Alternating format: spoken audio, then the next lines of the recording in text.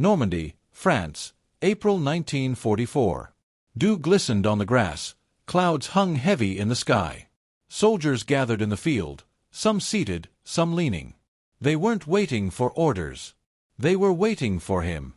Private Emil Novak, born in Czechoslovakia, had gone from radio technician to the camp's unofficial comedian. His uniform was creased, his face wore a grin, and in his hand was an old microphone. "Brothers," he began, "today's briefing covers 3 things: how not to die, how not to cry, and how to ask for tea in a British accent inside a German trench." Laughter erupted. Even the sternest sergeant cracked a smile. In the crowd sat Corporal Luc Moreau, a French sniper with a deep scar on his cheek. Beside him was Sergeant Willem van Dyck from the Netherlands, calm and resolute. A little farther off stood British nurse Margaret Ellis, beside a jeep, eyes filled with wonder. Emil said, "Do you know who Hitler fears most? Not tanks, not bombs, this." He pointed to his own smile. "Because it proves we're still human." Night fell. Rain tapped gently. Inside a tent, Emil, Luc, and Willem sat around a lantern. Luc said, "I used to write poetry in Montmartre. Now I shoot strangers." Willem nodded. "I sold flowers. My hands knew petals. Now they know triggers." Emil said, "I did theater in Prague. Played Hamlet. Now I survive as a clown." Silence. Emil whispered, "We're all ghosts. But laughter makes us visible." 2 days later, Emil received a letter. Folded, scented faintly of lavender. "Dear Emil, I hear you're making soldiers laugh. Mother would be proud. I still remember your puppet shows. Stay alive. Keep laughing. Love, Clara." He read it, then tucked it into his boot. That night, he performed again, Churchill, Stalin, and a German officer playing chess. "Checkmate," he shouted, flinging a tin cup. The soldiers roared with laughter. June 5, 1944. The eve of D-Day.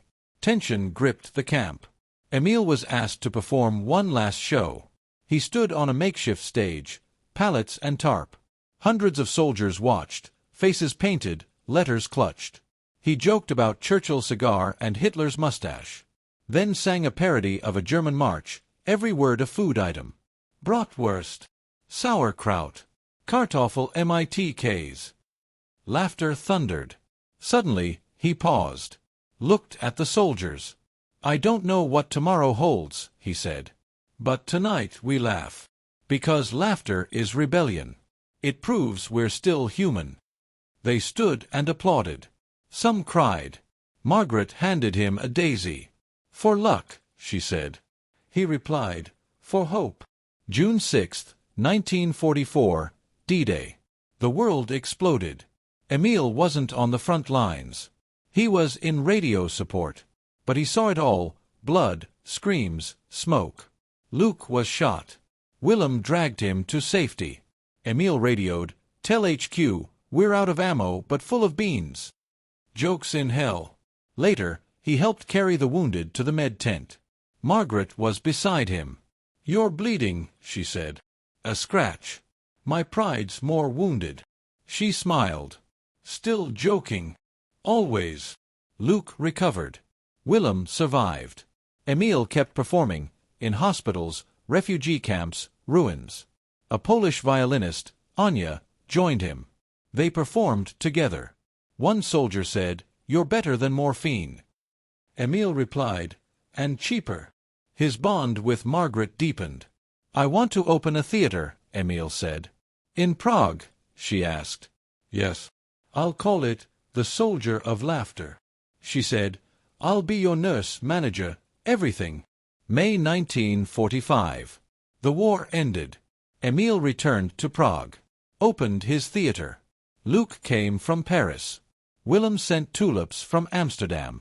Anya played her violin. Margaret arrived. They married under a broken chandelier. At the first show, Emil said, "We fought. We cried. We lost. But we laughed.